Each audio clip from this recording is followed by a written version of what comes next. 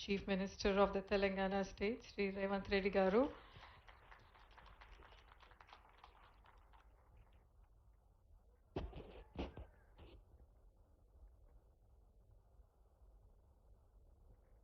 Susan Medicare IV Fluids manufacturing unit ప్రారంభోత్సవానికి నాతో పాటు ముఖ్య అతిథులుగా విచ్చేసిన తెలంగాణ శాసనసభ స్పీకర్ గడ్డం ప్రసాద్ కుమార్ గారు, IT and industries minister Duddilla Sridhar Babu గారు, స్థానిక శాసనసభ్యులు మల్రెడ్డి రంగారెడ్డి గారు, ప్రకాష్ గౌడ్ గారు, అదేవిధంగా యాదయ్య గారు, చెవెళ్ళ శాసనసభ్యులు, మిత్రులు చీఫ్ విప్ ఫార్మర్ మినిస్టర్ పట్నం మహేందర్ రెడ్డి గారు, మాజీ జిల్లా పరిషత్ చైర్పర్సన్ పట్నం సునీతారెడ్డి గారు, వివిధ హోదాలలో ఉన్న ప్రజాప్రతినిధులు, రంగారెడ్డి జిల్లా collector, Telangana industrial infrastructure corporation managing director Shashank గారు, ఇతర ఉన్నత అధికారులు, సుజన్ మెడికేర్ యాజమాన్యం అందరికీ మనస్ఫూర్తిగా అభినందనలు తెలియజేస్తున్నాను. తెలంగాణ రాష్ట్ర ఫార్మా స్టోరీలో ఇంకొక సక్సెస్ స్టోరీని సుజన్ ఫార్మా యాజమాన్యం ఈరోజు యాడ్ చేయడం జరిగింది. తెలంగాణ రాష్ట్ర ప్రభుత్వం లేదా ఆనాడు ఉమ్మడి ఆంధ్రప్రదేశ్లో 1995 నుంచి మొదలు పెడితే 2025 సంవత్సరం వరకు ఈ 30 సంవత్సరాల నిరంతర శ్రమ ఈరోజు హైదరాబాద్ మహానగరం ప్రపంచ నగరాలతో పోటీ పడే విధంగా IT, pharma, global capability centres, data centres ఈరోజు మనం పోటీ పడగలుగుతున్నాం. ఈరోజు యంగ్ ఎంటర్ప్రినర్స్ సుజన్ మెడికేర్ యాజమాన్యము జర్మన్ టెక్నాలజీని, బిఎఫ్ఎస్ టెక్నాలజీని జర్మన్ నుంచి ఇంపోర్ట్ చేసి సౌత్ ఇండియాలోనే ఐవి ఫ్లూయిడ్స్లో ఒక గొప్ప సంస్థను ఏర్పాటు చేయడము, ఇక్కడుండే నిరుద్యోగ యువతకి ఉద్యోగ ఉపాధి అవకాశాలు కల్పించడమే కాకుండా తెలంగాణ రాష్ట్ర ప్రభుత్వం Telangana rising 2047 next 10 years by 2034 $1 trillion economy, by 2047 $3 trillion ఎకానమీకి ఏదైతే ప్రణాళికలు సిద్ధం చేసినామో అందులో భాగంగా ఈరోజు ఈ మ్యానుఫ్యాక్చరింగ్ యూనిట్ రాష్ట్రంలో అభివృద్ధి చెందబోతుంది. ఈరోజు తెలంగాణ రాష్ట్ర ప్రభుత్వము పాలసీ పెరాలసిస్ లేకుండా ప్రభుత్వానికి ప్రణాళికబద్ధమైన పాలసీలు ఉంటే రాష్ట్రానికి పెట్టుబడులను ఆకర్షించడమే కాకుండా పెట్టుబడులు పెడుతున్న యాజమాన్యానికి రక్షణ కల్పించడమే కాకుండా ఆ పెట్టుబడులకు లాభం వచ్చే విధంగా ప్రభుత్వ ప్రణాళికలు, ప్రభుత్వ విధానాలు ఉండాలి అని భావించి ఈరోజు తెలంగాణ రాష్ట్ర ప్రభుత్వం ఒక గ్లోబల్ సమ్మిట్ని ఏర్పాటు చేసి తెలంగాణ స్టేట్కి ఒక కాంప్రహెన్సివ్ పాలసీ డాక్యుమెంట్ను రిలీజ్ చేయడం జరిగింది. Based on that policy document, outer ring road inside almost 2,100 square kilometers is called CURE, Core Urban Region Economy. From outer ring road to regional ring road,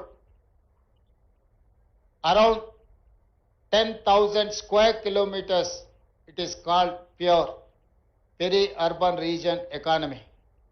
From regional ring road outside to Telangana border, it is called Rural Agriculture Region Economy. So we have adopted 3-layer policy.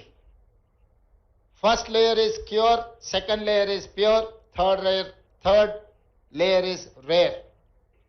These three policies are Telangana policy. It is going to reach by 2034 $1 trillion economy, by 2047 $3 trillion economy. For that, we need industrial policy, we need energy policy, we need tourism policy,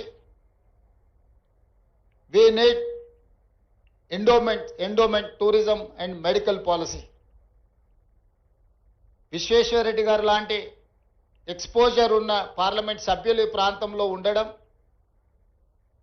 పార్టీలకు అతీతంగా ఇలాంటి పాలసీస్ని ప్రజాప్రతినిధులుగా వాళ్ళందరూ కూడా రాష్ట్ర ప్రభుత్వానికి మద్దతు ఇవ్వడం, ఇవన్నీ కూడా తెలంగాణ గ్రోత్ ఇంజన్కి యాడెడ్ అడ్వాంటేజెస్. రేపటి భవిష్యత్తులో తెలంగాణ రాష్ట్ర ఆర్థిక వ్యవస్థ ఈ ప్యూర్ మీదనే ఆధారపడి ఉంది. అందుకే CURE outer ring road inside service సెక్టర్గా, ప్యూర్ ఏరియాని మ్యానుఫ్యాక్చరింగ్ సెక్టర్గా, రేర్ ఏరియాని అగ్రికల్చర్ ఎకానమీగా ఈరోజు తెలంగాణ రాష్ట్ర ప్రభుత్వం ప్రణాళికలు సిద్ధం చేసి ఈ పారదర్శకమైన ప్రణాళికలని పెట్టుబడులను ఆకర్షించడానికి ఈ దేశంలో ఉండే ఇతర నగరాలతో పోటీ పడడం కాదు, ప్రపంచంలో ఉండే గొప్ప నగరాలు, గొప్ప దేశాలతో ఈరోజు తెలంగాణ పోటీ పడాలనుకుంటుంది. పదే పదే చర్చలలో ఆంధ్రప్రదేశ్తోనో, కర్ణాటకతోనో, మహారాష్ట్రతోనో, తమిళనాడుతోనో, లేకపోతే ఢిల్లీలో ఉండే గుర్గాంతోనో తెలంగాణ పోటీ పడుతుంది అన్న చర్చ జరుగుతుంది.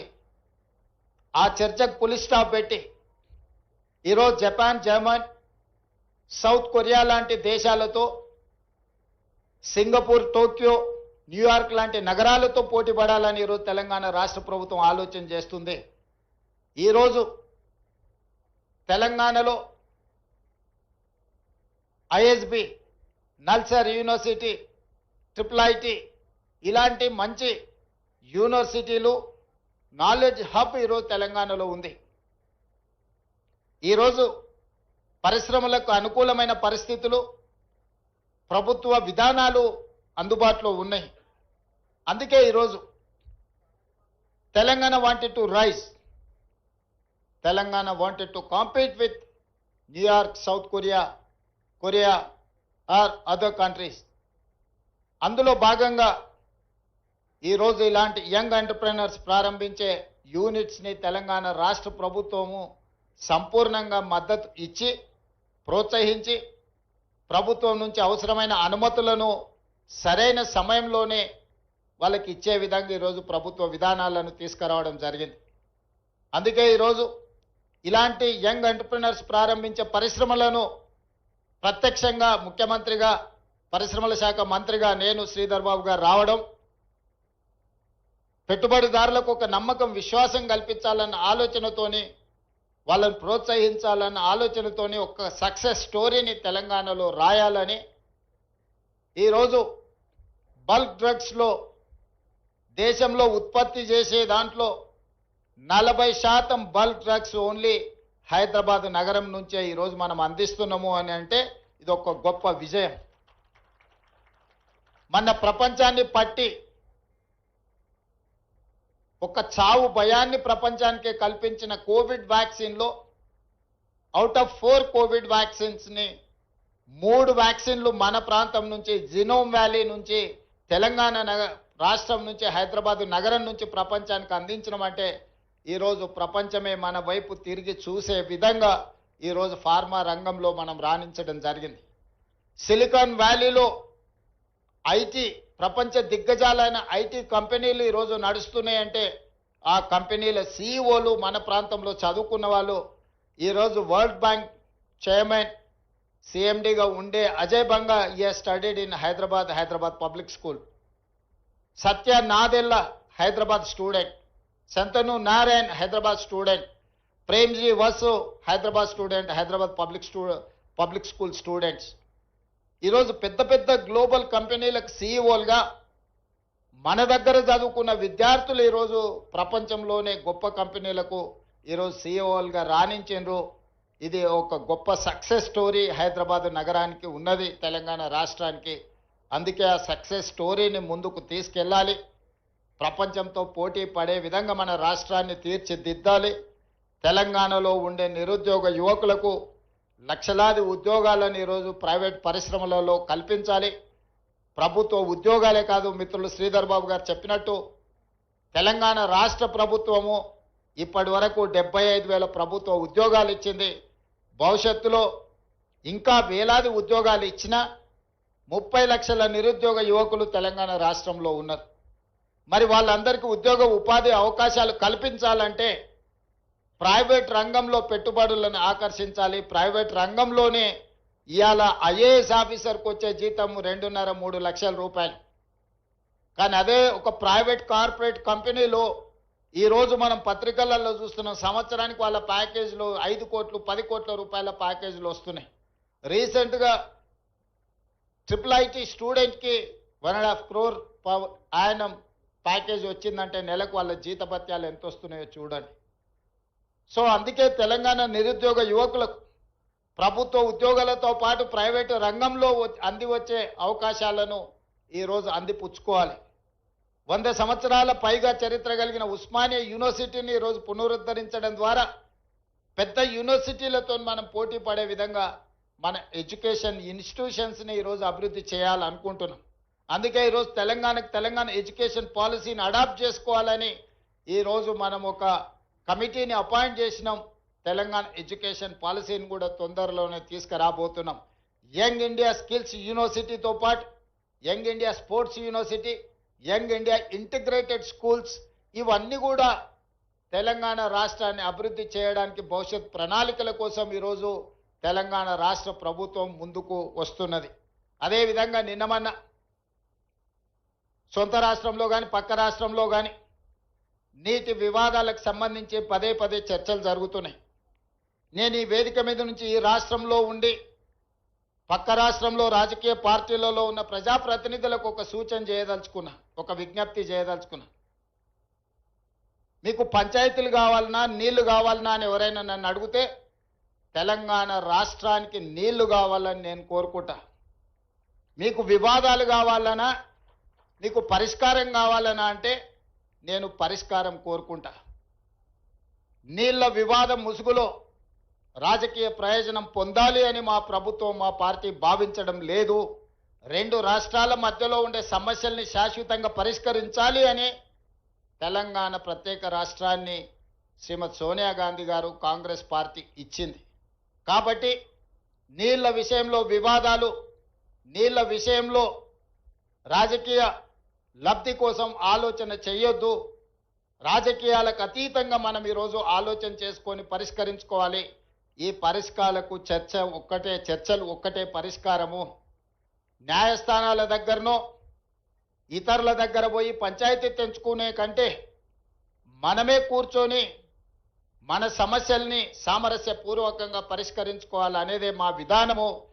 పక్క రాష్ట్ర ముఖ్యమంత్రి గారికి నేను విజ్ఞప్తి చేస్తున్నా, కృష్ణా నదిలో ఉన్న మా పాలమూరు రంగారెడ్డి ఎత్తిపోతలు కావచ్చు, మా కల్వకుర్తి లిఫ్ట్ ఇరిగేషన్ కావచ్చు, మా డిండి ప్రాజెక్టు కావచ్చు, మా ఎస్ఎల్బిసి భీమా నెట్టంపాడు ప్రాజెక్టులు కావచ్చు, ఉమ్మడి రాష్ట్రంలోనే మంజూరైన ప్రాజెక్టులు.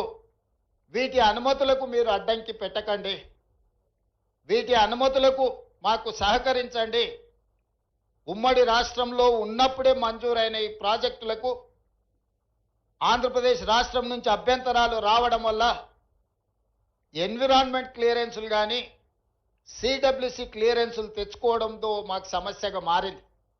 ఇవి రాకపోవడం వల్ల మాకు రావాల్సిన బ్యాంకులో నుంచి రుణాలు కానీ, కేంద్ర ప్రభుత్వం అందించాల్సిన సహాయం కానీ, యాక్సిలరేటెడ్ ఇరిగేషన్ బెనిఫిషియరీ ప్రోగ్రాంలో కేంద్ర ప్రభుత్వం 60% నిధులు ఇవ్వడానికి అవకాశం ఉన్న ప్రాజెక్టులు మాకు రావడం లేదు. దాంతోనే మాకు తీరని ఆర్థిక భారం మా రాష్ట్రం మీద పడుతుంది.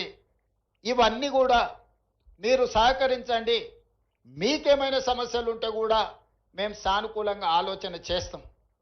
మేము వివాదం కోరుకోవడం లేదు. నేను మరొక్కసారి ఈ వేదిక మీద నుంచి చెప్పదలుచుకున్నా. నేను శాశ్వత పరిష్కారాన్ని కోరుకుంటున్నా. ఇది రాజకీయ ప్రయోజనం కాదు, ప్రజల ప్రయోజనము, రైతుల ప్రయోజనము, పెట్టుబడిదారుల ప్రయోజనము. ఇంతకుముందే మిత్రులు శ్రీధర్ బాబు గారు వస్తూ చెప్తున్నారు, మనం డేటా సెంటర్స్ని అత్యధికంగా ఈ ప్రాంతంలో అడుగుతా ఉన్నారు. డేటా సెంటర్స్ని ఇక్కడ పెట్టాలి అని అంటే విద్యుత్తుతో పాటు నీరు కూడా అవసరము అని. మరి కృష్ణానది నుంచి నీటిని తరలించాలన్నా యాదాద్రి పవర్ ప్రాజెక్టు నుంచి మనము పవర్ కనెక్షన్స్ తీసుకోవాలన్నా ఈరోజు తెలంగాణ రాష్ట్రానికి పోర్టు లేదు. దేశంలో ఏకైక రాష్ట్రం పోర్టు లేని రాష్ట్రం తెలంగాణ రాష్ట్రం. మరి ఈరోజు పోర్ట్ కనెక్టివిటీ ఉంటేనే మ్యానుఫ్యాక్చరింగ్ యూనిట్ ఇండస్ట్రీస్ వస్తాయి. దానికి అందుకే మచిలీపట్నం పోర్ట్కి డైరెక్ట్గా భారత్ ఫ్యూచర్ సిటీ నుంచి 12 lane express highway with controlled access with railway కనెక్టివిటీతో ఈరోజు కేంద్ర ప్రభుత్వం నుంచి మనం అనుమతులు అడిగినాం. ఇలాంటి అభివృద్ధి జరగాలంటే పక్క రాష్ట్రంతో కూడా మనకు సయోధ్య ఉండాలి, పక్క రాష్ట్ర సహకారం కూడా ఉండాలి. పక్క రాష్ట్ర సహకారం లేకుండా, సయోధ్య లేకుండా మచిలీపట్నం పోర్టు కానీ కృష్ణపట్నం పోర్టు కానీ పోర్ట్ కనెక్టివిటీ తెలంగాణ రాష్ట్రానికి రాదు. తెలంగాణ రాష్ట్రానికి పోర్ట్ కనెక్టివిటీ రావాలంటే పక్క రాష్ట్ర సహకారం ఉండాలి. అదేవిధంగా పక్క రాష్ట్రానికి కూడా అమరావతి అభివృద్ధి చెందాలంటే హైదరాబాద్ సహకారం ఉండాలి. నగరం అభివృద్ధి జరగాలంటే భవనాలు కడితే సరిపోదు. భవనాలలో వచ్చే పరిశ్రమలు, సాంకేతిక నైపుణ్యం ఉన్న సిబ్బంది కూడా అవసరం. వాళ్ళు హైదరాబాద్ నగరంలో ఉన్నారు. అందుకే రెండు రాష్ట్రాలు ఇచ్చిపుచ్చుకునే ధోరణిలో ముందుకు వెళ్ళాలి. పక్క రాష్ట్రంతో తప్పకుండా చర్చలు కొనసాగుతాయి. పక్క రాష్ట్రాలతో వివాదాలు పెట్టుకోవాలన్న ఆలోచన మాకు లేదు. అది కర్ణాటక అయినా, మహారాష్ట్ర అయినా, ఆంధ్రప్రదేశ్ అయినా, తమిళనాడు అయినా, పక్కనుండే రాష్ట్రాలతో వివాదాలు మేము కోరుకోవడం లేదు. పక్కనున్న రాష్ట్రాలతో ఉన్న సమస్యల్ని చర్చల ద్వారా శాశ్వతంగా పరిష్కరించాలని కోరుకుంటున్నాము. పక్క రాష్ట్రాలను కూడా ఒక అడుగు ముందుకు వేయండి. మీరు సానుకూలంగా ఒక అడుగు ముందుకు వేస్తే 10 అడుగులు ముందుకు వేసే తత్వం తెలంగాణ ప్రజలలో, తెలంగాణ రక్తంలో ఉన్నది. సంపూర్ణంగా మేము సమస్యల పరిష్కారం కోసం ముందుకు వస్తామని తెలియజేస్తూ మరొక్కసారి పరిశ్రమ స్థాపించిన యంగ్ ఎంటర్ప్రినర్స్ని ఈరోజు నేను మనస్ఫూర్తిగా అభినందిస్తున్నా. ప్రభుత్వం వైపు నుంచి సంపూర్ణమైన సహకారం ఉంటుంది. రేపటి భవిష్యత్ నగరమే భారత్ ఫ్యూచర్ సిటీ. రంగారెడ్డి జిల్లా మహేశ్వరం రాజేంద్రనగర్ ప్రాంతంలో ఒక అద్భుతమైన నగరం రాబోతుంది. రేపటి భవిష్యత్తులో ప్రతిష్టగా, గొప్పగా, ఇప్పుడున్న దాంట్లో మీరు ఎక్కడుంటారంటే జూబ్లీ హిల్స్లో ఉంటున్నామని పెద్ద పెద్ద వాళ్ళు చెప్పుకుంటుంటారు. అదొక స్టేటస్ సింబల్ లాగా రాబోయే 10 ఇయర్స్లో భారత్ ఫ్యూచర్ సిటీలో ఉంటున్నాం అని చెప్పుకోవడం ఒక స్టేటస్ సింబల్గా మారుతుంది. ఈ ప్రాంతంలో ఉన్న రైతులకు అగ్వకు సగ్వకు భూములు అమ్ముకోకండి. మీ భూముల విలువ తొందరలోనే పెరుగుతుంది. అదే సమయంలో అభివృద్ధి కూడా సహకరించండి. అభివృద్ధికి సహకరించకపోతే ఈ ప్రాంతంలో అభివృద్ధి రాదు. అభివృద్ధి రాకపోతే మీ భూముల విలువ, మీ ఆస్తుల విలువ పెరగదు. అభివృద్ధికి సహకరించండి. ఈ సహకారంతో మీరు, రాష్ట్రము రెండు అభివృద్ధి చెందుతాయి. ఆ విధంగా సహకరించే ప్రజాప్రతినిధులకు, ముఖ్యంగా ఈ ప్రాంతంలో ఉండి ఈ అభివృద్ధి కార్యక్రమాలకు ప్రభుత్వానికి సహకరిస్తున్న కేఎల్ఆర్ గారిని, మల్రెడ్డి రంగారెడ్డి గారిని, ఇతర ప్రజాప్రతినిధులందరినీ కూడా వారిని అభినందిస్తూ మీ అందరి దగ్గర సెలవు తీసుకుంటున్న ధన్యవాదాలు మిత్రులారా.